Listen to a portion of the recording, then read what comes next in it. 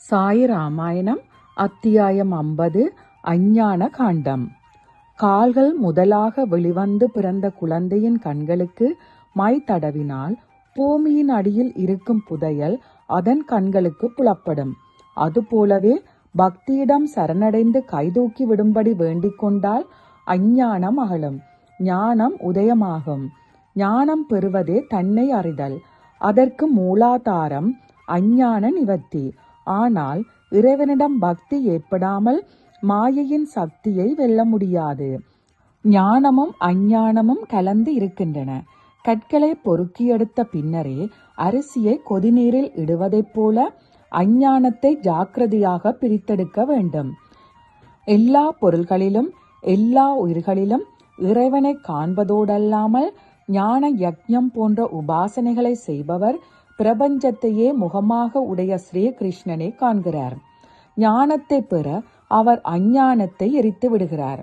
இப்பொழுது ஞான யாகத்தின் சொரூபத்தை கவனியுங்கள். அகம் பிரம்ம அஸ்மி, நான் முழுமுதற் பொருளாக இருக்கிறேன் என்னும் வேத வசனமே இதன் வேள்வி தூண்.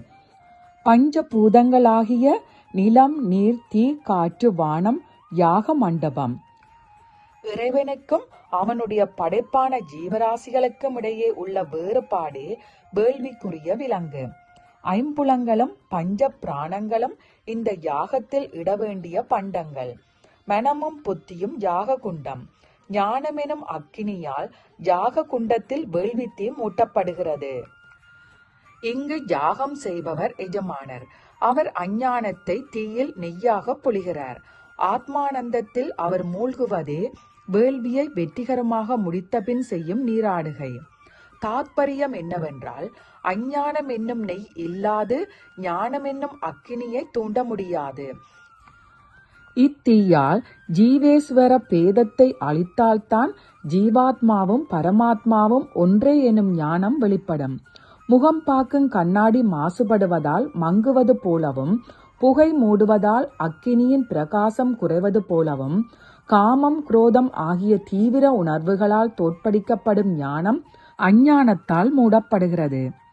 ராகு சந்திரனை பிடிப்பது போலவும், நீரை பாசி மூடுவது போலவும் சுயஞ்சோதியான ஞானத்தை மாயை மூடிவிடுகிறது. மகா பெரிய ஞானிகளும் மனம் தடுமாறி தாழ்நிலை அடைகின்றார்கள். விடுபடும் உபாயம் தெரிந்திருந்தும் இஷ்டம் போல நடந்து கொள்கின்றனர். அவர்கள் கண்ணிருந்தும் குருடர்கள். சத் சங்கத்தை விடுத்து விலக்க வேண்டியவர்களின் கூட்டுறவை நாடுகின்றனர். துர்ச்சங்கம் அவர்களை பலமாக பிடித்து கொள்கிறது. கெட்ட சேர்க்கையின் பலவந்தத்தால் இஷ்டப்படி நடந்து கொள்கின்றனர். வானப்பிரஸ்தத்தை ஏற்றுக்கொண்ட பிறகு இல்லறத்தில் நுழைந்து எதை செய்யக்கூடாதோ அதை செய்கின்றனர். எதை வெறுத்து ஒதுங்கினார்களோ அதையே திரும்பவும் ஆவலுடன் ஏற்றுக்கொள்கின்றனர். பாவம் செய்யக்கூடாது என்ற முயற்சி செய்பவர்கள் விதிவசத்தால் பாவம் செய்ய தூண்டப்படுகிறார்கள். இந்த நிலையை பற்றி என் சொல்வது? இவர்களையும் ஞானியரில் ஒரு வகை என்று ஏற்றுக்கொள்ள வேண்டுமோ?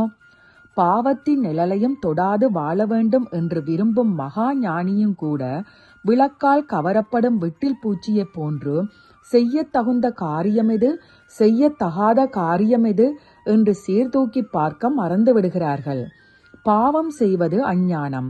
இதை அவர் நன்கு அறிவார்.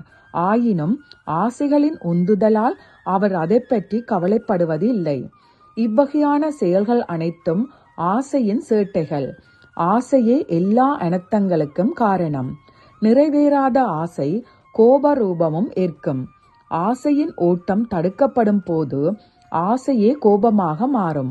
மோட்ச மார்க்கத்தின் ஒவ்வொரு படியிலும் தடுக்கி விடுவது இதுவே. இந்த இயல்பே ஞானத்துக்கு தடை. ஜீவன் ஆசையாலும் கோபத்தாலும் பீடிக்கப்படுகிறது. இவ்வுணர்ச்சிகள் ஞானத்துடன் கூடவே இருந்து அதை மறைத்தவாறு பிரம்மஸ்வரூபத்தின் மேல் வட்டமிடுகின்றன. இவ்வுணர்ச்சிகள் நம்மை தண்ணீர் இல்லாமலேயே மூழ்கடிக்கின்றன. அக்கினி இல்லாமலேயே எரித்து விடுகின்றன. ஆயுதம் இல்லாமலேயே கொன்று விடுகின்றன. கயிறு இல்லாமலேயே கட்டிவிடுகின்றன.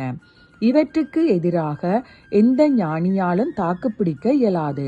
இவை எந்த ஞானியையும் பந்தயத்தில் வென்றுவிடும். ஒரு பிராணிக்கு தெரியாமலேயே அதை விழுங்கிவிடும். இவை ஊழிக்காலத்தையும் உண்டாக்கும் சாமர்த்தியம் படைத்தவை. சந்தன மரத்தின் வேரில் காச சர்ப்பம் பாம்புருவில் மரணம் சுருட்டி கொண்டு படுத்திருப்பதைப் போல ஞானம் என்னும் கற்பத்தை ஆசையும் கோபமும் பனிக்குடமாக சூழ்ந்திருக்கின்றன. புலனுறுப்புகளும் புத்தியும் மனமும் ஆசையின் இல்லங்கள். மாயை அவற்றின் மூலமாக செயலாற்றி ஞானத்தை மறைத்து ஜீவனை மோகவசப்படுத்துகிறது. உமக்கு சந்தனம் வேண்டுமென்றால் பாம்பை அழிக்கவும். ஆசை கோபம் ஆகிய உணர்ச்சிகள் வேந்திருக்கும் முகமூடியை எடுத்தறிந்து ஞான பொக்கிசத்தை பெறவும். ஓம் சாய்ராம். எல்லோருக்கும் சுபமுண்டாகட்டும்.